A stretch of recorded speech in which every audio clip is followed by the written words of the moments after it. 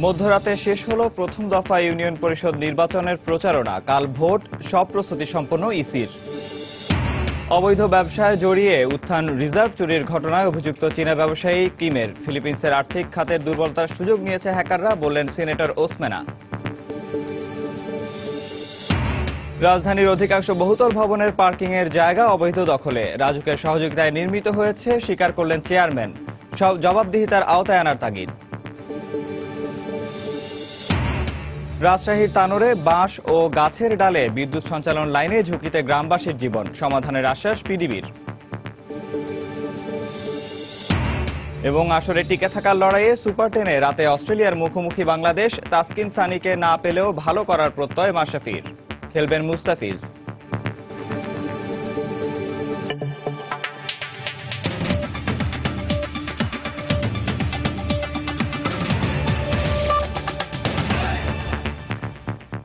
সময় সংবাদের সঙ্গে আছি আমি নিয়ামতুল্লাহ বাবু। মধ্যরাতে শেষ হয় প্রথম ধাপে ইউনিয়ন পরিষদ নির্বাচনের সব ধরনের প্রচারণা। আগামীকাল 752টি ইউনিয়ন পরিষদের নির্বাচনে ভোট গ্রহণ হবে। ভোট নির্বিঘ্ন করতে সব ধরনের প্রস্তুতি নিয়েছে নির্বাচন কমিশন। সমর্থন আদায়ে শেষ সময়ে নির্বাচনী মাঠ চষে বেরিয়েছেন প্রার্থীরা। ভোটাররা বলছেন, সৎ ও যোগ্য প্রার্থীকে জনপ্রতিনিধি হিসেবে বেছে নিতে চান তারা। পৌরসভা নির্বাচনের পর এবারই প্রথম দলীয় পরিচয় ও প্রতীকে ইউপি নির্বাচন হতে যাচ্ছে। বর্তমানে সারা দেশে 4571টি ইউনিয়ন পরিষদ রয়েছে। মোট 6টি ধাপে হবে এই ইউনিয়ন পরিষদের নির্বাচন।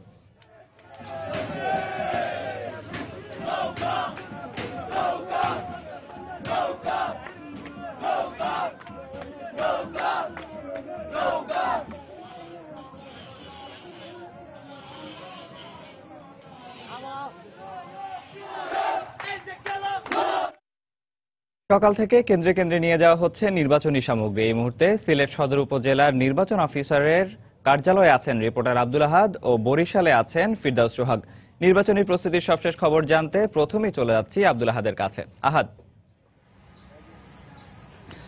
ধন্যবাদ বাবু। আপনি যেমনটি বলছিলেন যে আজ দিন গড়িয়ে রাত পোহালেই আসলে আগামীকাল অনুষ্ঠিত হবে অনেক কাঙ্ক্ষিত, যেটি হচ্ছে ইউনিয়ন পরিষদ নির্বাচনের প্রথম দফার যে ভোট গ্রহণ সেটি শুরু হবে। এবং আপনারা যেমনটি আগে আপনাদের বলেছিলাম যে এই দফায় সিলেটের মাত্র একটি উপজেলার 4টি ইউনিয়নে নির্বাচন অনুষ্ঠিত হবে আগামীকাল, এবং সেই নির্বাচনের সকল প্রস্তুতি ইতিমধ্যে শেষ করে নিয়ে এসেছে এই স্থানীয় যে নির্বাচন অফিস রয়েছে সেগুলো।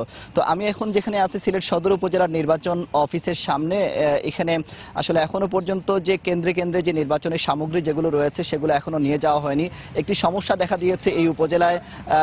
এখানে আসলে এই 8টি ইউনিয়নে মোট 95টি নির্বাচনী কেন্দ্র রয়েছে, কিন্তু এখনো পর্যন্ত নির্বাচনী সামগ্রী নিয়ে যাওয়ার জন্য যে যানবাহনের প্রয়োজন সেগুলো এখনো পর্যন্ত তারা সংগ্রহ করতে পারেনি। আমরা যেমনটি শুনেছি যে এখানে মোট 4 জন রিটার্নিং অফিসার রয়েছেন, তারা এই গাড়িগুলো পুলিশের মাধ্যমে রিকুইজিশন করছেন এবং এখনো পর্যন্ত মাত্র 40টি গাড়ি তাদের সংগ্রহ হয়েছে। এবং যখন গাড়িগুলো তাদের রিকুইজিশন করা শেষ হবে তখনই মূলত তাদের এই নির্বাচনী সামগ্রী বিতরণ করা শুরু হবে। তো আসলে এখানকার স্থানীয় যে গাড়ি চালকরা রয়েছেন তারা জেনে গেছেন যে আজকে যদি গাড়িগুলো রাস্তায় বের করা হয় তবে সেগুলো হয়তো তাদেরকে নির্বাচনী কাজে লাগিয়ে দেওয়া হবে, সে কারণে তার রাস্তায় বের হচ্ছে না। এ কারণে গাড়ির একটি সংকট দেখা দিয়েছে সিলেটে। তো শেষ পর্যন্ত হয়তো নির্বাচন অফিসার যিনি রয়েছেন তিনি বলেছেন শেষ পর্যন্ত তাদের এই গাড়িগুলো সংগ্রহ হয়ে যাবে এবং কোনো ধরনের সমস্যা হবে না। তো আপনাদের যদি নির্বাচনের বিষয়ে একটু বলে রাখি যে আজকে যেহেতু কোনো ধরনের প্রচারণা নেই, সে কারণে প্রত্যেকটি ইউনিয়নের যে প্রার্থী যারা রয়েছেন তারা তাদের নিজের বাড়িতে অবস্থান করছেন এবং তাদের যে দলীয় নেতাকর্মী যারা রয়েছেন তাদের সাথে সৌজন্য সাক্ষাৎ করছেন। তো এখনো পর্যন্ত সিলেটের নির্বাচনের এই ছিল সবশেষ খবর। আমরা এখন চলে যাচ্ছি বরিশালে, সেখানে আছেন আমাদের সহকর্মী ফিরদৌস সোহাগ। আহাদ, আপনাকে ধন্যবাদ। আমি দাঁড়িয়ে আছি বরিশাল উপজেলা নির্বাচন অফিসারের কার্যালয়। এখানে আর কিছু সময়ের মধ্যে নির্বাচনী যে সামগ্রী সেগুলো পৌঁছে দেওয়া হবে প্রিজাইডিং অফিসার সহ তাদের সহকর্মীদের হাতে। আমরা যদি একটু দেখাই যে এখানে প্রিজাইডিং অফিসাররা কিন্তু অপেক্ষা করছেন, তারা কিন্তু আর কিছু সময়ের মধ্যে নির্বাচনী যে সামগ্রী আছে সেগুলো নিয়ে যাবেন, সেজন্য ভিড় করছেন। আমরা যে রুমটির মধ্যে নির্বাচনী সামগ্রীগুলো রয়েছে সেগুলো একটু দেখাবার চেষ্টা করি। এখানে কিন্তু নির্বাচনী সামগ্রী যেগুলো বরিশাল সদর উপজেলার 90টি যে 10টি ইউনিয়ন রয়েছে। 10টি ইউনিয়নের মধ্যে 90টি ভোট কেন্দ্র রয়েছে। এই 90টি ভোট কেন্দ্রের নির্বাচনী সামগ্রী এখানে রয়েছে, জড়ো করা হয়েছে। এগুলো কিছু সময়ের মধ্যেই সংশ্লিষ্ট প্রিজাইডিং অফিসারদের হাতে তুলে দেওয়া হবে। এখানকার যারা নির্বাচনী কর্মকর্তা রয়েছেন তারা গভীর রাত পর্যন্ত কাজ করেছেন বিধায় এখন পর্যন্ত তাদের পক্ষে মানে বিতরণ করা সম্ভব হচ্ছে না। কিছু সময়ের মধ্যেই তারা বিতরণ করবেন বলে আমরা জানতে পেরেছি। আমরা জানি বরিশাল বিভাগে মোট ইউনিয়নের সংখ্যা 357টি। প্রথম ধাপে নির্বাচন অনুষ্ঠিত হবে 271টিতে। এখানে মোট ভোটার হচ্ছে 41,02,049 জন। এর মধ্যে পুরুষ ভোটার আছেন 20,55,017 এবং মহিলা ভোটার 20,47,032 জন। কেন্দ্রের সংখ্যা বরিশাল বিভাগে কিন্তু 5,058টি, আর ভোট কক্ষ আছে 12,530টি। অস্থায়ী ভোট কক্ষ আছে, ভোট কেন্দ্র আছে 6টি, আর অস্থায়ী ভোট কক্ষ আছে 537টি। আমরা বরিশাল জেলার যে তথ্যটি রয়েছে আমাদের হাতে সেটা হচ্ছে ইউনিয়নের সংখ্যা এখানে 87টি, আর নির্বাচন অনুষ্ঠিত হবে 74টিতে। মোট ভোটার আছে 12,10,278 জন। এর মধ্যে পুরুষ আছেন 6,08,912 জন, আর মহিলা আছেন 6,01,366 জন। মোট ভোট কেন্দ্র আছে 673টি। মোট ভোট কক্ষ আছে 3,712টি। বরিশাল জেলায় চেয়ারম্যান প্রার্থীর সংখ্যা হচ্ছে 358 জন, আর সংরক্ষিত আসনের সদস্য সংখ্যা হচ্ছেন 759 জন। এর বাইরে একটা জিনিস বলে রাখি, আমরা যে কিছুক্ষণ আগে আমরা একটা খবর জানতে পেরেছি যে বরিশালের হিজলা উপজেলার বড়জালি ইউনিয়নের 6 নং ইউপি সদস্য প্রার্থী গিয়াসউদ্দিন আজমের উপর ফজরের নামাজের পর তিনি নামাজ পড়তে যাচ্ছিলেন, তখন কে বা কারা হামলা চালিয়েছে। এর বাইরে আরেকটা খবর আমরা জেনেছি যে চরবাড়ি ইউনিয়নের বরিশালের চেয়ারম্যান প্রার্থী জিয়াউল ইসলাম সাবু তিনি একটি সংবাদ সম্মেলন করে আমাদেরকে জানিয়েছেন যে তিনি আশঙ্কা প্রকাশ করেছেন কতটা সুষ্ঠু নির্বাচন হবে। তবে আইন শৃঙ্খলা রক্ষাকারী বাহিনীর সদস্যরা আমাদেরকে এটুকু নিশ্চিত করেছেন যারা সুষ্ঠু নির্বাচন করার লক্ষ্যে কাজ করে যাচ্ছেন। এই ছিল মোটামুটি আমার কাছে বরিশালের নির্বাচনের সর্বশেষ। আমরা এখন ফিরছি স্টুডিওতে। বাবু। দর্শক, সিলেট থেকে আব্দুল আহাদ ও বরিশাল থেকে ফিরদৌস সোহাগ জানাচ্ছিলেন সেখানকার নির্বাচনী প্রস্তুতির সবশেষ খবর। প্রধানমন্ত্রী শেখ হাসিনা বলেছেন, শেখ হাসিনাকে বাদ দিয়ে নির্বাচনের কথা বলে বেগম জিয়া হত্যার ষড়যন্ত্রের ইঙ্গিত দিলেন কিনা জানতে চায় দেশের জনগণ। কারণ গ্রেনেড হামলার আগেও এ ধরনের বক্তব্য শুনেছিলেন দেশবাসী। গতকাল গণভবনে আওয়ামী লীগের কার্যনির্বাহী কমিটির সভায় তিনি এ মন্তব্য করেন। প্রধানমন্ত্রী এ সময় বলেন, আওয়ামী লীগের আমলেই গণতন্ত্র সুসংহত হয়েছে। ঠিক 21 আগস্ট গ্রেনেড হামলার আগে কেউ যদি একটু খালেদা জিয়ার বক্তৃতা স্মরণ করেন বা তার দলের নেতাদের বক্তৃতা স্মরণ করেন, শুনবেন, তখনও কিন্তু তারা মানে আমাকে এমন সমস্ত কথা তারা বলেছে, 15 আগস্টে যেভাবে আমার বাবাকে হত্যা করেছে ওইভাবে আমাকে হত্যা করা হবে, আর রাজনীতি করতে পারবো না। আমি দেশবাসীকেও স্মরণ করাতে চাই যে এই যে তার বক্তব্যে সে কি বোঝাতে চেয়েছিল। এবারেও তাদের কনফারেন্স হলো, সেখানেও দেখলাম, পত্রিকায় পড়লাম তিনি হাসিনাবিহীন নির্বাচন করবে। তার মানে হয়তো আরো কিছু একটা ষড়যন্ত্র পাকাচ্ছে সে, কারণ আর তো কোনো পথ তার নেই। তার একটাই, সবসময় একটা পথই দেখে। কারণ বাংলাদেশে তো মানুষ সারা জীবন আন্দোলন দেখে দেখে অভ্যস্ত, কিন্তু এই আন্দোলন কেউ দেখেনি যে জ্যান্ত মানুষগুলিকে পুড়িয়ে পুড়িয়ে মারা। সেদিন বক্তৃতা পড়লাম, বিএনপি নেত্রী বলেছেন তার আন্দোলন নাকি ঢাকার বাইরে খুব সফল হয়েছে। অর্থাৎ ঢাকার বাইরে সে অনেক মানুষ মানে পুড়িয়ে মারতে পেরেছে, তাতেই তার তৃপ্তি যে সে ঢাকার বাইরে বহু মানুষকে পুড়িয়ে মারতে পেরেছে, মানুষ হত্যা করতে পেরেছে। কারণ তার আন্দোলন তো আর কিছু ছিল না, মানুষ পোড়ানো ছাড়া। বাংলাদেশে 15-16টা জেলায় তা সে এই তাণ্ডবটা সে চালিয়েছে, এবং তার এই যে মানুষ পুড়িয়ে মেরে তিনি তৃপ্তির ঢেকুর দিচ্ছেন। এদিকে কার্যনির্বাহী কমিটির সভায় সিদ্ধান্ত হয় আওয়ামী লীগের পরবর্তী জাতীয় কাউন্সিল 28 মার্চের পরিবর্তে 10 জুলাই অনুষ্ঠিত হবে। ভয়ঙ্কর এক সুন্দরের নাম বান্দরবান। অন্তত 850 মিটার উঁচুতে এখানকার থানচি আলীকদম সড়কে উঠলে দেখা যাবে প্রকৃতির অপরূপ রূপ।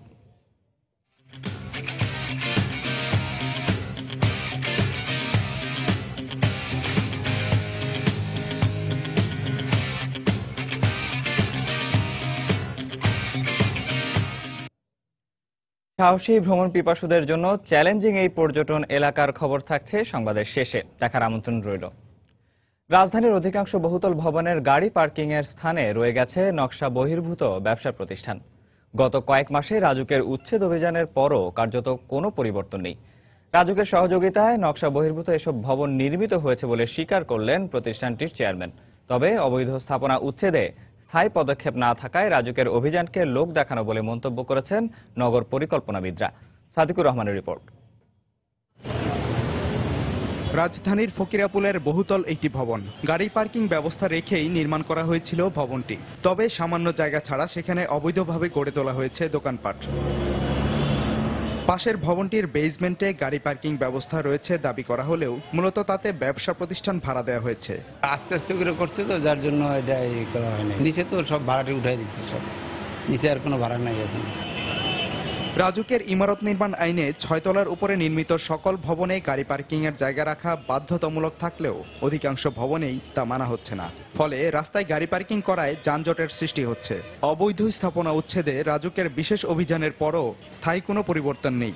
সারা ঢাকা শহর যেভাবে গড়ে উঠেছে, সেখানে আমি বলবো না যে তারা স্বেচ্ছায় করেছে, আমাদের রাজুকের সহায়তা নিয়েই তারা করেছে। রাজুক যদি প্রথম থেকে এটা কঠোর হস্তে দমন করত, তাহলে নিশ্চয়ই অবৈধ স্থাপনা ডেভিয়েশন করেছেন, তারা এই কাজটা করতেন না। এখন থেকে যার যার সময়ে যে কোনো ডেভিয়েশন, সেটা লাইবিলিটি তার, এবং তার জন্য তাকে শাস্তি পেতে হবে। অবৈধ স্থাপনা উচ্ছেদ স্থায়ী রূপ দিতে রাজুককে জবাবদিহিতার আওতায় আনার প্রতি গুরুত্ব দেন এই নগর পরিকল্পনাবিদ। অসংখ্য অবৈধ ভবন উপরে উঠছে, তার কি পরিণতি? তাহলে এই অবৈধ ভবন উঠাটাকেও বন্ধ করতে হবে। যেই সময় এই কার্যক্রম চলছে সেই সময় এমপি ইকবাল সাহেবের হোটেলের ভবন অবৈধভাবে উঠেছে, ব্লু টাওয়ার অবৈধভাবে উঠছে, তার বিরুদ্ধে তো ব্যবস্থা নেওয়া হচ্ছে না। তাহলে হঠাৎ করে কিছু অংশ ব্যবস্থা না, এটি প্রমাণ করে আসলে এই ব্যবস্থাটা দীর্ঘস্থায়িত্ব পাবে না। এটাকে সাস্টেনেবল করার জন্য পুরো প্রক্রিয়াটা জনসমক্ষে পরিষ্কার করে বলা দরকার, লক্ষ্য কি এবং সেই লক্ষ্যমাত্রা কতদিনের মধ্যে কার্যকর করা হবে। তার মতে রাজধানীকে পরিকল্পিত নগরী হিসেবে গড়ে তুলতে প্রয়োজন রাজুক ও সিটি কর্পোরেশনের সুনির্দিষ্ট ও সময়োপযোগী সমন্বয়। সাদিকুর রহমান, সময় সংবাদ, ঢাকা। সময় সংবাদ আরো থাকছে। গাইবান্ধার ফুলছড়িতে অজানা রোগের নাম কুষ্ঠ বলেই প্রাথমিকভাবে ধারণা গবেষক প্রতিষ্ঠানের। দ্রুত চিকিৎসা শুরু হবে বলে জানালেন সিভিল সার্জন। চীনা ব্যবসায়ী কিম সিন ওং যুক্তরাষ্ট্রের federal reserve bank of new York থেকে বাংলাদেশ ব্যাংকের রিজার্ভের অর্থ ফিলিপিন্সে পাচার ও লোপাটের মূল হোতা হিসেবে বলা হচ্ছে এই ব্যক্তিকে। অর্থ চুরির ঘটনায় আরেক অভিযুক্ত মায়া দেগুইতোকে জিজ্ঞাসাবাদে পাওয়া তথ্যের ভিত্তিতে এমন ধারণা ফিলিপিন্সের সিনেট সদস্য সের্গে ওসমেনার। মাত্র 10 বছর বয়সে চীন থেকে ফিলিপিন্সে এসে টোব্যাকো কোম্পানির সামান্য চাকুরি থেকে অবৈধ ব্যবসায় জড়িয়ে বিস্ময়কর উত্থান ঘটে এই চীনা নাগরিকের। বিস্তারিত দেখুন এজি মাহমুদের রিপোর্টে। 15 বছর আগেই ফিলিপিন্সের সিনেটের মুখোমুখি হন বাংলাদেশ ব্যাংকের রিজার্ভের অর্থ পাচার ও লোপাটের মূল হোতা এই কিম সিং ওং। 2001 সালের 23 আগস্ট তাকে জিজ্ঞাসাবাদ করা হয়েছিল অবৈধ মাদক ব্যবসা ও বিভিন্ন অপরাধমূলক কর্মকাণ্ডে জড়িত থাকার অভিযোগে। কিন্তু presidential anti organized crime task ফোর্সের হাতে কোনো জোরালো প্রমাণ ছিল না কিমকে আটকানোর। ফিলিপিন্সে ড্রাগ লর্ড হিসেবে উত্থান ঘটে কিম ওং নামের এই চীনা ব্যবসায়ী। মাত্র 10 বছর বয়সে চীন থেকে ফিলিপিন্সে আসেন কিম ওং।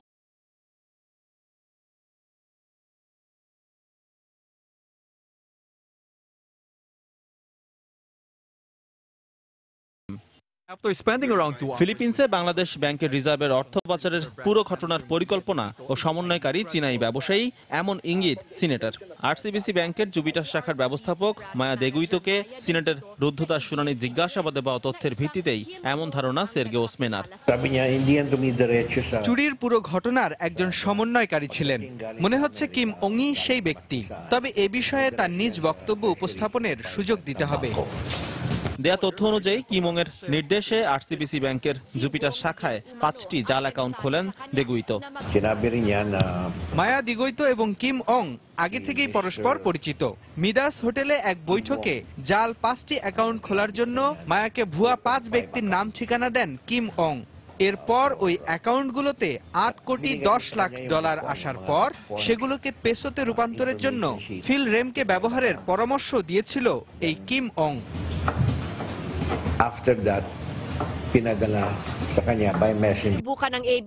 গেল 4 মার্চ থেকে ওং চিকিৎসার জন্য সিঙ্গাপুরে রয়েছেন বলে জানিয়েছেন তার আইনজীবী। ফিরে এলেই তাকে সিনেট কমিটির জিজ্ঞাসাবাদের মুখোমুখি করা হবে বলে জানিয়েছেন ব্লু রিবন কমিটির সদস্যরা। এজি মাহমুদ, সময় সংবাদ। যুক্তরাষ্ট্রের ফেডারেল রিজার্ভ থেকে চুরি হয়ে যাওয়া বাংলাদেশ ব্যাংকের রিজার্ভের অর্থ ফিলিপিন্সে পাচার হওয়ার ঘটনাই প্রমাণ করে ফিলিপিন্সের আর্থিক খাতের নিয়মনীতি কতটা দুর্বল। নিয়মনীতিতে যথেষ্ট ত্রুটি থাকায় কালো টাকা পাচারের জন্য ফিলিপিন্সকে স্বর্গ মনে করা হয়। সম্প্রতি সংবাদ সংস্থা এএফপিকে কথা বলেছেন সিনেটর সের্গেই ওসমেনা। ফিলিপিন্সের ব্যাংকগুলোতে অ্যাকাউন্ট হোল্ডারদের তথ্য সংরক্ষণের জন্য কঠিন আইন রয়েছে ঠিকই, কিন্তু সেটা যাচাই করার আইন নেই যে অ্যাকাউন্টগুলোতে দেয়া তথ্য কতটুকু সঠিক। তাছাড়া ক্যাসিনোয় অর্থ পাচার রোধের কোনো আইন নেই। এ কারণেই বাংলাদেশ ব্যাংক থেকে চুরি হওয়া অর্থ খুব দ্রুতই ছাড় করে দেয় আরসিবিসি কর্তৃপক্ষ। এরপর এই অর্থ খুব সহজেই চলে যায় ক্যাসিনোতে।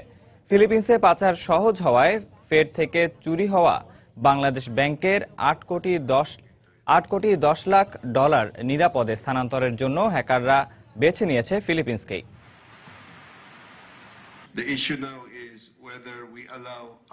আবারও ইউপি নির্বাচনের খবর।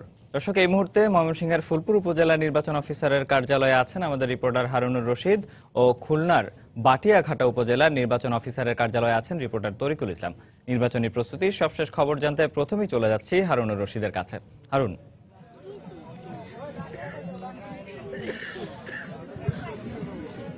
আগামীকাল যে ইউনিয়ন পরিষদগুলোর নির্বাচন অনুষ্ঠিত হবে, এই প্রথম ধাপের যে ইউনিয়ন পরিষদের নির্বাচন, এই নির্বাচনে ময়মনসিংহের ফুলপুর উপজেলার 10টি ইউনিয়ন পরিষদে নির্বাচন অনুষ্ঠিত হবে।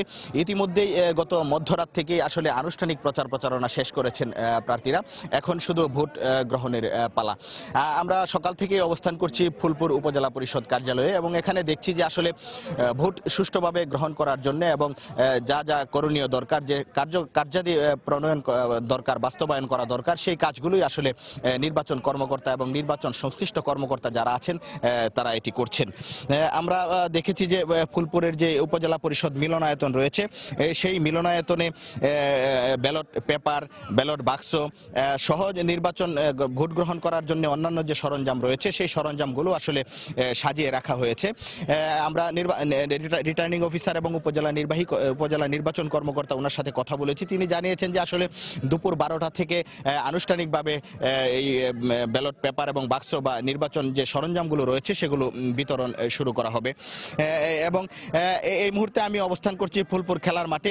এই খেলার মাঠে আসলে আনসার বিডিপির সদস্য যারা রয়েছেন, যারা নির্বাচনে দায়িত্ব পালন করবেন, তারা এই মাঠে জড়ো হচ্ছেন এবং তারা এখানে অবস্থান করছেন। বিভিন্ন এলাকা থেকে তারা এখানে আসছেন, এসে তাদের যে গ্রুপ রয়েছে সেই গ্রুপের যে লিডার রয়েছেন তাদের সাথে যোগাযোগ করে তারা প্রস্তুতি গ্রহণ করছেন ব্যালট পেপার এবং ব্যালট বাক্স নিয়ে কেন্দ্রে প্রবেশ করার জন্য। আমি একটু যদি জানিয়ে রাখি যে আসলে ময়মনসিংহের ফুলপুর উপজেলার 10টি ইউনিয়ন পরিষদের নির্বাচন অনুষ্ঠিত হচ্ছে। এখানে মোট ভোট কেন্দ্র রয়েছে 95টি আর ভোট কক্ষ রয়েছে 597টি। এর মধ্যে অস্থায়ী ভোট কক্ষ রয়েছে 448টি। আর এখানে মোট চেয়ারম্যান পদে 46 জন এবং সাধারণ সদস্য পদে 389 জন এবং সংরক্ষিত সদস্য মহিলা 118 জন প্রার্থী প্রতিদ্বন্দ্বিতা করছেন এই নির্বাচনে। আর এই উপজেলার 10টি ইউনিয়নের মোট ভোটার রয়েছে 2,04,023 জন। এখানে পুরুষ ভোটার 1,04,184 জন এবং মহিলা ভোটার রয়েছেন 99,839 জন। তো সব মিলিয়ে আসলে উপজেলা প্রশাসন বা নির্বাচন সংশ্লিষ্ট কর্মকর্তা যারা রয়েছেন আগামীকাল ভোট গ্রহণ করার জন্য যে প্রস্তুতি গ্রহণ করা দরকার সেই প্রস্তুতি গ্রহণ করছেন। আবারও জানিয়ে রাখছি যে দুপুর 12টায় আনুষ্ঠানিকভাবে আইন শৃঙ্খলা বাহিনীর সদস্য, প্রিজাইডিং অফিসার, আনসার বিডিপির সদস্য সহ নির্বাচনী কর্মকর্তাদের সাথে ভোট গ্রহণের সরঞ্জামাদি হস্তান্তর করা হবে। তো এই ছিল আসলে ফুলপুরের ইউনিয়ন পরিষদ নির্বাচনের সর্বশেষ খবর। এখন আমি চলে যাচ্ছি খুলনায়, সেখানে রয়েছেন আমাদের সহকর্মী তরিকুল ইসলাম। ধন্যবাদ হারুন। খুলনার যে 67টা ইউনিয়নে আগামীকাল নির্বাচন অনুষ্ঠিত হবে সেই ইউনিয়নের নির্বাচনী যে সরঞ্জাম বা যাবতীয় যে কর্মকাণ্ড রয়েছে এটি কিন্তু এই প্রক্রিয়া কিন্তু শুরু হয়ে গেছে বিতরণের। এবং আমরা এখন অবস্থান করছি খুলনার বটিয়াঘাটা উপজেলাতে, যেখানে 7টি ইউনিয়ন রয়েছে। 7টি ইউনিয়নে প্রায় 1,31,000 ভোটাধিকার প্রয়োগ করবেন 72টি কেন্দ্রে।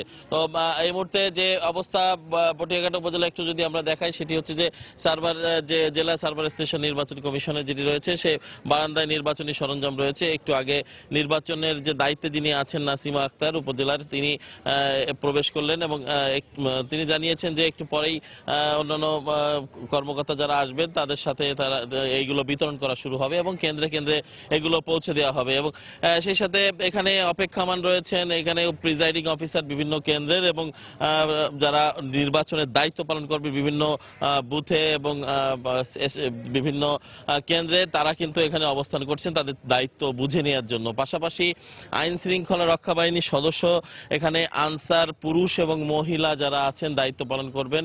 এবং আমরা একটু আগে বিজিবি দেখেছি যে 2 প্লাটুন বিজিবি কিন্তু এই উপজেলা থেকে তারা টহল দিচ্ছে এবং গত রাতে নির্বাচনী যে কার্যক্রম শেষ হয়েছে প্রচার প্রচারণা, এরপর কিন্তু প্রার্থীরাও তারা তাদের নির্দিষ্ট স্থানে অবস্থান করছে। অর্থাৎ এখানে কিন্তু উপজেলাতে আমরা বলতে পারি এক কথায় যে আইন শৃঙ্খলা পরিস্থিতিও এখানে কিন্তু স্বাভাবিক রয়েছে এবং আমরা বটিয়াঘাটা উপজেলাতে আমরা এখনো পর্যন্ত কোনো নির্বাচনী সহিংসতার খবর কিন্তু আমরা এখনো পাইনি। পাশাপাশি আমরা একটা জিনিস যে এখানকার মানুষ কিন্তু চাচ্ছে যে এখানে নির্বাচনটাও যেন সুষ্ঠুভাবে সম্পন্ন হয় এবং সে ব্যাপারে আইন শৃঙ্খলা বাহিনীকে প্রয়োজনীয় নির্দেশনা প্রদান করার জন্য কয়েক দফা সভাও করেছে উপজেলা নির্বাহী কর্মকর্তা। তো এই ছিল আমার কাছে বাবু খুলনার বটিয়াঘাটা উপজেলা থেকে নির্বাচনী সরঞ্জাম বিতরণ এবং নির্বাচনী যে প্রস্তুতি তার সর্বশেষ খবরাখবর। চলে যাচ্ছি স্টুডিওতে। দর্শক, ময়মনসিংহের ফুলপুর থেকে হারুনুর রশিদ ও খুলনার বটিয়াঘাটা থেকে তরিকুল ইসলাম জানাচ্ছিলেন সেখানকার নির্বাচনী প্রস্তুতির সবশেষ খবর। চলে যাচ্ছি পরের খবরে। গাইবান্ধার ফুলছড়ি উপজেলা চরবাসীদের অজানা রোগের নাম কুষ্ঠরোগ বলে প্রাথমিকভাবে ধারণা করছে রোগতত্ত্ব গবেষণা প্রতিষ্ঠান IEDCR। প্রতিষ্ঠানটির পরিচালক জানান, রোগীর হাত ও পায়ে সাদা দাগ দেখে এমন ধারণা করা হচ্ছে। এদিকে রোগ শনাক্ত হলেই দ্রুত চিকিৎসা শুরু করা হবে বলে জানান গাইবান্ধার সিভিল সার্জন। হেদায়েতুল ইসলাম বাবুকে সঙ্গে নিয়ে আরও জানাচ্ছেন ফখরুল শাহিন। প্রথমে হাত ও পায়ে সাদা দাগ, তারপর আস্তে আস্তে শুকিয়ে চিকন হয়ে যায় আক্রান্ত স্থান। প্রায় 1 বছর ধরে গাইবান্ধার ফুলছড়ি উপজেলার খাটিয়ামারি চরবাসীর শরীরে এমন রোগ বাসা বাঁধলেও এখনো তা শনাক্ত করা যায়নি। এ অবস্থায় রোগ শনাক্তকরণে গবেষণা চালিয়ে যাচ্ছে IEDCR। আমরা দেখছি যে সাদা হয়ে যাচ্ছে এবং এটার যে উপসর্গগুলি আছে সবগুলি কিন্তু লেপ্রোসির সাথে যায়। কুষ্ঠরোগ যেটাকে বলে কুষ্ঠ, সেই কুষ্ঠটাকে লেপ্রোসি, এবং আমাদের বাংলাদেশে এখন এটা নাই বললেই চলে, কোনো কোনো এলাকায় আছে, তবে ওই এলাকায় কিন্তু এখনো এটা অনেক বেশি। রোগ শনাক্ত হলেই দ্রুত এর নিরাময়ের জন্য ব্যবস্থা নেওয়া হবে বলেও জানান তিনি। যেহেতু এটা চামড়ার থেকে নমুনা নিতে হয়, তো চামড়ার নমুনাটা নেওয়াটা খুব সহজ না, কারণ ওখানে আবার এত রিমোট এলাকায় যে ওখানে যে চামড়ার থেকে কেটে নেওয়াটা এটার রিস্ক থাকার কারণে আমরা প্রথমবার অতটা আমরা যাইনি, কিন্তু এখন আমরা সমস্ত ব্যবস্থা নিয়েই যাব যাতে আমরা এটা করতে পারি। তবে রোগটি নিয়ে আতঙ্কের কিছু নেই বলে জানান গাইবান্ধার সিভিল সার্জন। এটা কোনো ছোঁয়াচে ব্যায়ামের মতো মনে হচ্ছে না আমাদের কাছে, কারণ বিভিন্ন কমিউনিটি বিভিন্ন রোগের হচ্ছে, একই স্কুলে পড়ে একই ক্লাস আছে, সেরকম কিছু নাই, সেজন্য আতঙ্কিত হওয়ার কিছু নাই। এটা মনে হচ্ছে যে নিউরোলজিক্যাল কোনো সমস্যা হতে পারে। গবেষণা প্রতিষ্ঠান IEDCR এর তথ্য মতে গত 1 বছরে এ রোগে আক্রান্ত প্রায় 41 জনকে শনাক্ত করা হয়েছে। ফখরুল শাহিন, সময় সংবাদ, ঢাকা। সময় সংবাদে আরো থাকছে, নিউ ইয়র্কে অবৈধ অভিবাসীদের বিভিন্ন সুবিধা নিশ্চিতে সিটি আইডি কার্ড চালু করলেন মেয়র। বাংলাদেশিদের এই সুবর্ণ সুযোগ কাজে লাগানোর পরামর্শ ইমিগ্রেশন কর্মকর্তার। রাজশাহীর তানোর উপজেলায় বাঁশ ও গাছে গাছে বিদ্যুৎ সঞ্চালন লাইনে বিপজ্জনক হয়ে পড়েছে গ্রামবাসীর জীবন। প্রতি মুহূর্তে আতঙ্কে থাকতে হয় মাঠের কৃষকদেরও। গ্রামবাসীর অভিযোগ, ত্রুটিপূর্ণ বিদ্যুৎ সংযোগের কারণে প্রাণ গেছে অনেকের, কিন্তু বৈদ্যুতিক খুঁটির জন্য বারবার আবেদন করলেও ব্যবস্থা নেয়নি পিডিবি। তবে দ্রুত সমস্যা সমাধানের আশ্বাস দিয়েছেন বিদ্যুৎ বিভাগ। রকিবুল হাসানের প্রতিবেদন, ছবি তুলেছেন আব্দুল সালাম। মূল সড়কের পাশে বিদ্যুৎ ট্রান্সফরমার থেকেই সংযোগ গেছে গ্রামে গ্রামে। তবে গ্রামে ঢোকার এই পথগুলোতে কোনো বিদ্যুৎ খুঁটি না থাকায় বাসে বাসে সংযোগ টেনেছেন গ্রামের লোকেরা। তাতে কাদা জলের এই ফসলি জমির ওপর ছেয়ে গেছে বৈদ্যুতিক তার। এছাড়া গ্রামবাসীদের জন্য বাঁশবাগান আর গাছের কাঁচা ডালে বাঁধা বিদ্যুৎ সচল তার মরণ ফাঁদে রূপ নিয়েছে। উপজেলার জিওল, চাঁদপুর, আকচা, বুরুজ সহ 9টি গ্রামের প্রায় 13 কিলোমিটার এভাবেই বিদ্যুতের সংযোগ দেয়া হয়েছে। মানে ঝড় হলে তো ওটা ছিঁড়ে পড়ে যাবে, ওটা তো আপনার এই কারেন্টের খুঁটিলা জমিতে কাজ করলে আমরা সবসময় রিক্সের উপরে কাজ করি, যে কখন পড়ে যায়, যে আত্মীয় থাকে কি পানি।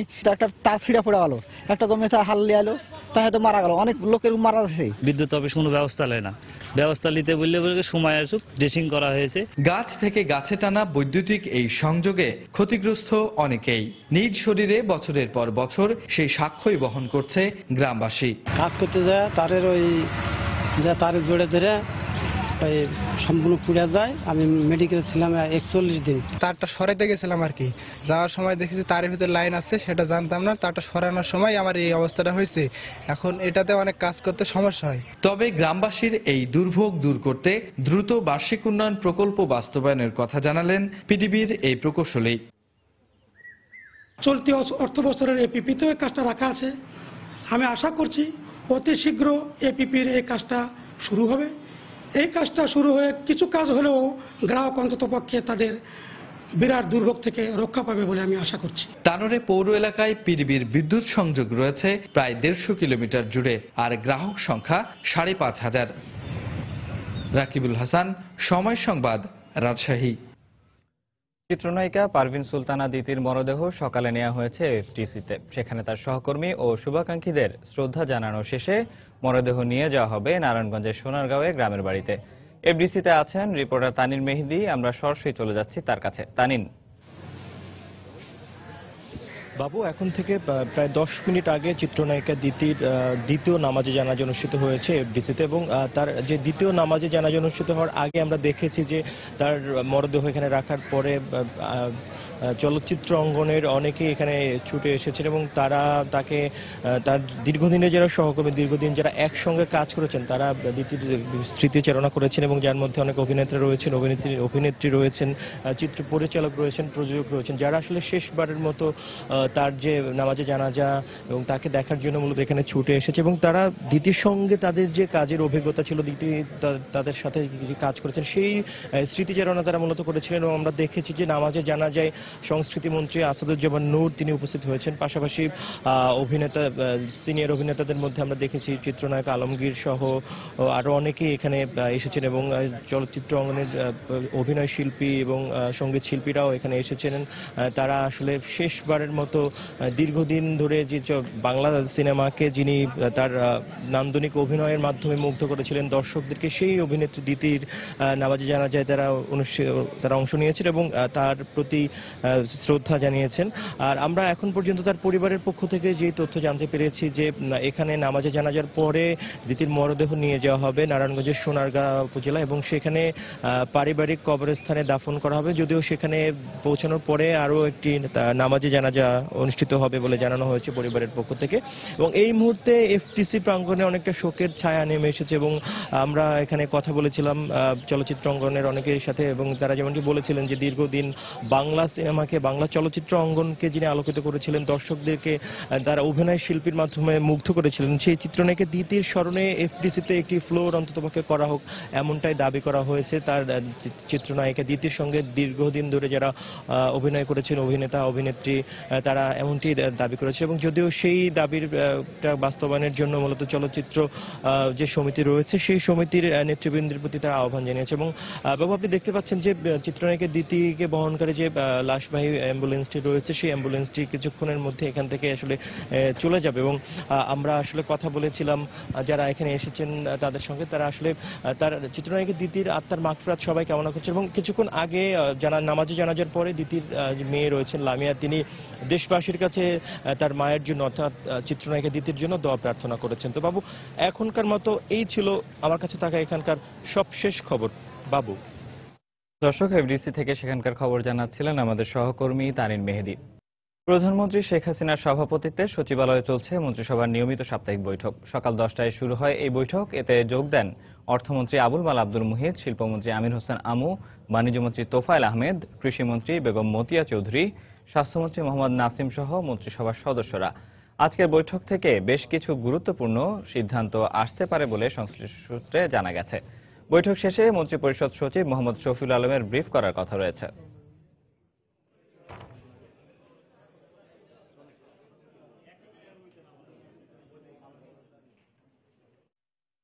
কাগজপত্রহীন অবৈধ অভিবাসীদের বিভিন্ন সুযোগ সুবিধা নিশ্চিতকরণে নিউ ইয়র্ক সিটি আইডি কর্মসূচি চালু হয়েছে। অভিবাসী আইন সংস্কারের অংশ হিসেবে নিউ ইয়র্কে এই কর্মসূচি চালু করেছেন প্রোগ্রেসিভ মেয়র খ্যাত বিল ডি ব্লাজিও। নিউ ইয়র্ক সিটিতে নির্ভয়ে নির্বিঘ্নে বসবাস, নগর সরকারকে কর প্রদান, ভোটাধিকার সহ বৈধতা অর্জনের ক্ষেত্রে এই পরিচয়পত্র বিভিন্ন সুবিধা দেবে বলে অভিমত সংশ্লিষ্টদের। তাই বাংলাদেশি অভিবাসীদেরকেও পরিচয়পত্র গ্রহণের এই সুবর্ণ সুযোগ কাজে লাগানোর পরামর্শ দিয়েছেন নিউ ইয়র্কের ইমিগ্রেশন বিষয়ক কমিশনার নিশা আগরওয়াল। যুক্তরাষ্ট্র প্রতিনিধি শিহাবুদ্দিন কিস্টুর পাঠানো তথ্য ছবি নিয়ে ডেস্ক রিপোর্ট। সরকারি হিসাব অনুযায়ী নিউ ইয়র্কে মোট বাসিন্দার সংখ্যা প্রায় 85 লাখ। এর মধ্যে যুক্তরাষ্ট্রের বাইরে জন্মগ্রহণকারী বাসিন্দা রয়েছেন 29 লাখ, আর কাগজপত্রহীন অভিবাসীর সংখ্যা প্রায় 5 লাখ। এই বিপুল সংখ্যক অবৈধ অভিবাসীদের জীবনমান উন্নয়ন এবং তাদের অধিকার নিশ্চিতকরণে পরিচয়পত্র বা সিটি আইডি দেওয়ার উদ্যোগ নিয়েছেন নিউ ইয়র্ক নগর কর্তৃপক্ষ। বৈধ অবৈধ নির্বিশেষে সব প্রবাসী বাঙালিদের এই সিটি আইডি গ্রহণের আহ্বান জানিয়েছেন কমিউনিটির সদস্যরা। যে কোনো ক্ষেত্রে একটা অগ্রাধিকারটা পাবে সে যদি সিটি আইডি সে করে, আর যদি সিটি আইডি না করে সেই ক্ষেত্রে সে যদি কখনো কোনো বিপদগ্রস্ত হয়, পুলিশের কেস হয় বা যে কোনো অ্যাক্সিডেন্টের যে ব্যাপারগুলো হয় সেই ক্ষেত্রে কেউ তাকে ট্রেস করতে পারবে না। হেলথ ইন্স্যুরেন্সের বা হেলথ কার্ডের একটা ব্যাপার থাকে, ওটা বিনামূল্যে আমরা এই হেলথ সুবিধাগুলো নিতে পারি। আমি মনে করি এটা একটা গুড অপরচুনিটি ফিউচারের জন্য অলসো। এটা আপনার ডকুমেন্ট করার ক্ষেত্রে যারা আনডকুমেন্টেড আছে তাদের জন্য বেটার একটা ইম্প্যাক্ট পড়বে আর কি। বিভিন্ন সুবিধা পেতে সবারই এই সুবর্ণ সুযোগ কাজে লাগানো উচিত বলে সময় টেলিভিশনকে জানালেন নিউ ইয়র্কের ইমিগ্রেশন বিষয়ক কমিশনার নিশা আগরওয়াল। পরিচয়পত্র সংগ্রহের জন্য সব অভিবাসীদের নির্ভয়ে আবেদনের আহ্বান জানান তিনি। নিউ ইয়র্কবাসীর জন্য এই সিটি আইডি খুবই গুরুত্বপূর্ণ। এতে নিউ ইয়র্কে অভিবাসী সমস্যার স্থায়ী সমাধানের পাশাপাশি সবারই নাগরিকত্ব লাভের সুযোগ তৈরি হবে। সিটি আইডি সংগ্রহের ক্ষেত্রে কোনো বৈধ কাগজপত্র আছে কি নেই সে ব্যাপারে কোনো ধরনের প্রশ্ন করা হয় না, তাই ভয়ের কিছু নেই। অভিবাসী বহুল শহর কুইন্সবোরোর প্রেসিডেন্ট মেলিন্ডা কার্টসও সময় টেলিভিশনের কাছে তুলে ধরেন এই পরিচয়পত্রের গুরুত্বের কথা। বৈধ কাগজপত্র থাক বা নাই থাক, নিউ ইয়র্কে বসবাসরত প্রত্যেক নাগরিকের অবশ্যই সিটি আইডি নিতে হবে, কারণ সরকারি বেসরকারি ভবন সহ সন্তানদের পাবলিক স্কুলে যাতায়াতে পরিচয়পত্র ছাড়া প্রবেশাধিকার থাকবে না। আমি মনে করি সিটি আইডি নিলে সবাই লাভবান হবেন। যুক্তরাষ্ট্রের কংগ্রেসে অভিবাসন আইন সংস্কার ও অভিবাসীদের বৈধতার পক্ষে ডেমোক্রেট দলীয় কংগ্রেসওম্যান গ্রেস মেং বলেন, অভিবাসী সমস্যার স্থায়ী সমাধানে সিটি আইডি কর্মসূচি অত্যন্ত গুরুত্বপূর্ণ। নিউ ইয়র্ক শহরে এই পরিচয়পত্র কর্মসূচি একটি প্রশংসনীয় উদ্যোগ। অস্থায়ী সমাধান হলেও এই পরিচয়পত্র নেওয়া সবার জন্য জরুরি। গত বছরের মাঝামাঝি সময় শুরু হওয়া এই কর্মসূচির আওতায় 31 ডিসেম্বর পর্যন্ত বৈধ অবৈধ মোট 6,70,000 নিউ ইয়র্কবাসী সিটি আইডি নিয়েছেন বলে জানিয়েছে নিউ ইয়র্ক সিটি পুলিশের তথ্য দপ্তর। সময় সংবাদ, নিউ ইয়র্ক, যুক্তরাষ্ট্র। দেশের বাইরের খবর। দীর্ঘ 5 দশকের বৈরিতার অবসান ঘটিয়ে অবশেষে কিউবায় ঐতিহাসিক সফরে গেলেন যুক্তরাষ্ট্রের প্রেসিডেন্ট বারাক ওবামা। তার সফরসঙ্গী হিসেবে আছেন ফার্স্ট লেডি মিশেল ওবামা ও 2 মেয়ে শাসা ও মালিয়া। রোববার প্রেসিডেন্ট ওবামাকে বহনকারী বিমানটি হাভানার জোস মার্তি আন্তর্জাতিক বিমানবন্দরে এসে পৌঁছালে মার্কিন প্রেসিডেন্টকে উষ্ণ অভ্যর্থনা জানান কিউবার পররাষ্ট্রমন্ত্রী ব্রুনো রদ্রিগেজ ও হাভানায় যুক্তরাষ্ট্র দূতাবাসের চার্জ দি অ্যাফেয়ার্স জেফ্রে ডি লরিয়েন্স। হাভানায় পৌঁছেই দূতাবাস কর্মকর্তাদের সঙ্গে সাক্ষাৎ করেন ওবামা। দুদেশের মধ্যে বাণিজ্যিক সম্পর্ক উন্নয়নের লক্ষ্যে প্রেসিডেন্ট রাউল ক্যাস্ট্রোর সঙ্গে তার বৈঠকের কথা রয়েছে। তবে প্রেসিডেন্ট ওবামাকে রাউল ক্যাস্ট্রো স্বাগত না জানানোয় এই সফরকে যুক্তরাষ্ট্রের জন্য উপহাসমূলক বলে টুইট করেছেন রিপাবলিকান মনোনয়ন প্রত্যাশী ডোনাল্ড ট্রাম্প। ওবামার 3 দিনের এ সফর উপলক্ষে হাভানা জুড়ে কড়া নিরাপত্তা ব্যবস্থা নেওয়া হয়েছে। ওবামার এই তাৎপর্যপূর্ণ সফরের মধ্য দিয়ে দুদেশের সম্পর্ক উন্নয়নে নতুন মাত্রা যোগ হবে বলে আশা করা হচ্ছে। 2014 সালের ডিসেম্বরে দেশ দুটির প্রেসিডেন্ট কূটনৈতিক সম্পর্ক পুনরুদ্ধারের বিষয়ে সম্মত হন। এ সফরের মধ্য দিয়ে তা চূড়ান্ত রূপ পেতে যাচ্ছে। 88 বছর পর এই প্রথম কোন যুক্তরাষ্ট্রের প্রেসিডেন্ট কিউবা সফরে গেলেন।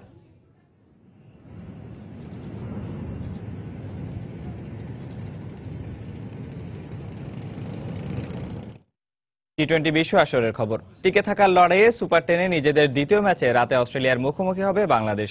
ম্যাচ পূর্ববর্তী সংবাদ সম্মেলনে অবশ্য প্রাধান্য পেয়েছে তাসকিন সানিদের বোলিং অ্যাকশন অবৈধ প্রমাণিত হবার বিষয়টি। তবে বাংলাদেশের অধিনায়ক মাশরাফি জানিয়েছেন এর জবাব টাইগাররা মাঠেই দেবে। অন্যদিকে বাংলাদেশের বিপক্ষে জয়ের কথা বললেও বেশ সতর্ক অস্ট্রেলিয়া। ভারতের বেঙ্গালুরু থেকে মিজানুর রহমান মিন্টুর ক্যামেরায় আরো জানাচ্ছেন হুমায়ুন কবির রোজ। বেঙ্গালুরুর নতুন সকালে নতুন দুই মুখ বাংলাদেশ ক্রিকেট দলে, কিন্তু যাদের স্থলাভিষিক্ত হয়েছেন শুভাগত ও সাকলাইন, তাদের মধ্যে অনুশীলন মঞ্চে আরাফাত সানি থাকলেও ছিলেন না তাসকিন আহমেদ। কারণ সবারই জানা, তাসকিনের হাতে শিকল পরিয়েছে আইসিসি। অথচ 2014 সালে এই ওয়ার্ল্ড টি20 আসরে অস্ট্রেলিয়ার বিপক্ষে বাংলাদেশের হয়ে অভিষেক হয় তাসকিনের। কাকতালীয়ভাবে ওই একই প্রতিপক্ষের বিপক্ষে মাঠে নামবার আগে নিয়ম অনিয়মের বেড়াজালে তিনি। তাই অনুশীলনে না এসে তাসকিন বুক চাপা কষ্ট হোটেলের 4 দেয়ালের মাঝেই সীমাবদ্ধ রেখেছেন। তবে গেল 8টি ম্যাচে বল হাতে যে সহযোদ্ধা রণকৌশল উদ্বোধন করেছেন, তার এমন পরিণতি হৃদয়ে রক্তক্ষরণ ঘটাচ্ছে অধিনায়ক মাশরাফির। আপনি সবসময় চেষ্টা করবেন যে ইনফর্ম প্লেয়ারকে নিয়ে আপনি যেতে। সো ইনফর্ম প্লেয়ার যারা আছে, যারা এই কোর্টে নিজেদেরকে খুব ভালো অ্যাডজাস্ট করতে পেরেছে, তাদের দুজনই নাই। সো নতুন যারা আসছে তাদের পরে আমি প্রেশার ক্রিয়েট করতে চাই না। আমি চাই যে তারা মাঠে নামুক এবং এনজয় করুক খেলাটাকে, যতদূর সম্ভব তারা করুক টিমের জন্য, এবং সবাই মিলে কম্বাইন্ড একটা ভালো পারফরমেন্স আমি আশা করছি। এখন পরিবারের সদস্য পরিবারে আর থাকছে না, ব্যাপারটি সীমাহীন কষ্টের, যা ভাষায় প্রকাশ করার না। এমনটাই বলছেন 50তম ম্যাচে বাংলাদেশ দলকে নেতৃত্ব দিতে যাওয়া অধিনায়ক মাশরাফি। তবে কেমন হবে পেস বোলিং অ্যাটাক? অনেকটাই রাগ আর ক্ষোভে ম্যাচ বলেছেন মুস্তাফিজ 20% ফিট থাকলেও খেলানো হবে তাকে।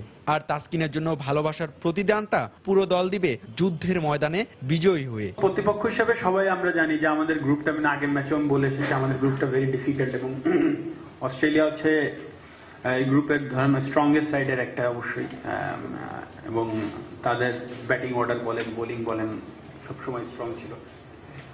তো কাজটা এমনি কঠিন ছিল, আরো কঠিন হয়ে গিয়েছে। তবে আমার বিশ্বাস যে আমরা যে প্ল্যান নিয়ে মাঠে নামতাম আগে উইথ তাসকিন এন্ড সানি, যে প্ল্যানটা নিয়ে আমরা স্টিল আমরা ওইভাবেই নামবো। অন্যদিকে প্রায় এক যুগ হলো বাংলাদেশের কাছে ম্যাচ হারেনি অস্ট্রেলিয়া।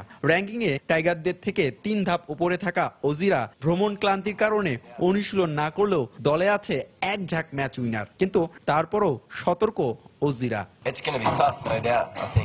বাংলাদেশ দলে বেশ কয়েকজন ম্যাচ উইনার আছে যারা যে কোনো মুহূর্তে ম্যাচ ঘুরিয়ে দিতে পারে, তাই আমাদের ওদের বিপক্ষে জিততে হলে সামর্থ্যের সেরাটাই দিতে হবে। এ পর্যন্ত দু দলের 3টি টি20 ম্যাচে টাইগারদের বিপক্ষে অপরাজিত অস্ট্রেলিয়া। এমনিতে জয়ের নেশায় ক্ষুধার্ত বাংলাদেশ, তার উপর আবার সানি তাসকিনের নিষেধাজ্ঞা রাখা। এমন অবস্থায় প্রতিপক্ষ ফেভারিট অস্ট্রেলিয়া। কিছুটা এলোমেলো বাংলাদেশ, তবে ভয় নেই, কারণ সবারই তো জানা আহত বাঘেরা জ্বলে উঠলে কোনো কিছু অসম্ভব নয় তাদের কি। চেন্নাই সমীর স্টেডিয়াম থেকে হুমায়ুন কবির রোজ, সময় সংবাদ, বেঙ্গালুরু, ভারত। এবার সাহসী ভ্রমণ পিপাসুদের জন্য ভয়ঙ্কর সুন্দর এক পর্যটন এলাকার খবর। বান্দরবানের থানচি আলীকদম সড়ক এই অঞ্চলের সবচেয়ে উঁচু রাস্তা। এর অপরূপ সৌন্দর্য যেমন মানুষকে বিমোহিত করবে, আবার সামান্য ভুল বা ছোট দুর্ঘটনায় কেড়ে নেবে সবকিছু। তবে চ্যালেঞ্জ নিতে প্রস্তুত সাহসী পর্যটকদের জন্য চমৎকার একটি স্পট হতে পারে এ সড়ক। বান্দরবানের থানচি আলীকদম সড়ক ঘুরে এসে রিপোর্ট করেছেন কমল দে, ক্যামেরায় ছিলেন শাখাওয়াত টিপু। বাংলাদেশের বান্দরবান পার্বত্য জেলায় এই অঞ্চলে যানবাহন চলাচলের উপযোগী সবচেয়ে উঁচু সড়কটির অবস্থান। পাহাড়ি পথে এঁকে বেঁকে যাওয়া এই সড়কটা কত ভয়ঙ্কর সুন্দর তা নিজ চোখে না দেখলে বিশ্বাস করা যাবে না। কোথাও খাড়া পাহাড়, আবার কোথাও একেবারে ঢালু। ডিম পাহাড় অংশটিকে ধরা হয় সবচেয়ে উঁচু, যেটি সমতল ভূমি থেকে অন্তত 850 মিটার উপরে। আশপাশে যতগুলো পাহাড় আছে তার মধ্যে এই ডিম পাহাড়ের উচ্চতা সবচেয়ে বেশি। এই রাস্তা দিয়ে পাহাড়ি বাঙালিদের গাড়িগুলো খুব সহজেই চলে যেতে পারে। এই রুট হওয়ার পরে আমাদের জন্য সুযোগ সুবিধা হয়েছে এবং ব্যবসা বাণিজ্যের জন্য যাওয়া আসার জন্য খুব রিস্কের জায়গা। এরকম রাস্তার অনেক অন্য জায়গায় আছে মনে হয় না। আমার খুব সাবধানে আমাদের গাড়ি চালাইতে হয়। থানচি জিরো পয়েন্ট থেকে আলীকদম পর্যন্ত 33 কিলোমিটার দৈর্ঘ্যের এই সড়কের কাজ শুরু হয় 2006 সালে। 117 কোটি টাকার এই সড়কের কাজ শেষে প্রধানমন্ত্রী শেখ হাসিনা গত বছরের 14 জুলাই এর উদ্বোধন করেন। যেটাতে একজন পর্যটক যদি কক্সবাজার আসে, কক্সবাজার থেকে সে আলীকদম হয়ে থানচি দিয়ে বান্দরবান হয়ে রাঙামাটি থেকে সে সরাসরি চলে যেতে পারবে চিটাগাঙে, মানে পুরো একটা লুপের মতো করে। সুউচ্চ পাহাড়গুলোকে অক্ষত রেখে শুধুমাত্র ঢাল ব্যবহার করে তৈরি করা হয়েছে এই সড়কটি, যে কারণে এই সড়ক অতিক্রম করার সময় দেখা যায় পাহাড়ের নানা রূপ। নিরাপদে ভ্রমণ করতে পারবেন, কোনো যানজট নেই। বাম দিকে আপনি মিয়ানমার সীমান্ত এবং ডান দিকে আপনি বাংলাদেশ সুউচ্চ পাহাড় এবং সমতল ভূমি এবং বেলাভূমি আপনি দেখতে পাবেন। যারা একবার ভ্রমণ করবেন আমার মনে হয় তারা অবশ্যই দ্বিতীয়বার সেই ভ্রমণে যেতে ইচ্ছা পোষণ করবেন। বছরের যে কোনো সময় বান্দরবন সদর থেকে গাড়ি নিয়ে এই সড়ক ঘুরে আসা যায়, তবে বর্ষা মৌসুমে পাহাড় ধসের আশঙ্কা থাকায় কিছুটা ঝুঁকির মধ্যে পড়তে হয়। থানচি যে দেখে নাই সে বাংলাদেশ দেখে নাই, এক আবেগী পর্যটকের দেওয়ার লিখনটি। এই আবেগী পর্যটকের কথাই সত্য, কারণ বান্দরবনে থানচি না আসলে বাংলার রূপরস উপলব্ধি করা যায় না। আমি এখন দাঁড়িয়ে আছি সমুদ্রপৃষ্ঠ থেকে অন্তত 5000 ফুট উপরে সুউচ্চ সড়কের মধ্যে, যেটি নির্মাণ করেছে বাংলাদেশ সেনাবাহিনী এই থানচি আলীকদম সড়ক। আর এখানে আসলে চোখে পড়বে বিস্তীর্ণ পাহাড় এবং বৃক্ষরাজি।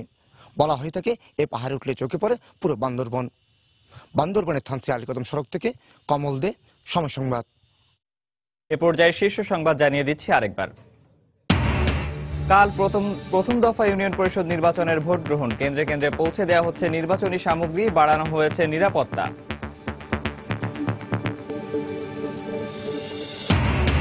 অবৈধ ব্যবসায় জড়িয়ে উত্থান রিজার্ভ চুরির ঘটনায় অভিযুক্ত চীনা ব্যবসায়ী কিমের ফিলিপিন্সের আর্থিক খাতের দুর্বলতার সুযোগ নিয়েছে হ্যাকাররা, বললেন সিনেটর ওসমেনা।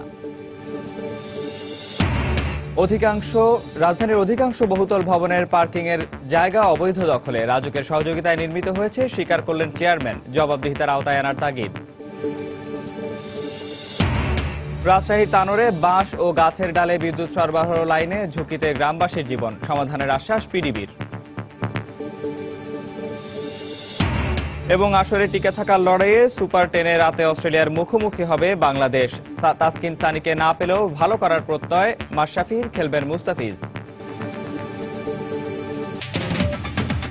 দর্শক, এই ছিল এখনকার মতো। যে কোনো খবর পেতে ভিজিট করুন সময়নিউজ.tv। যে কোনো বাংলা লিংক, রবি ও সিটিসেল নম্বর থেকে সময় সংবাদের খবর, অনুষ্ঠান সম্পর্কে জানতে এবং যে কোনো তথ্য সময় সংবাদকে জানাতে ডায়াল করুন 16242 নম্বরে।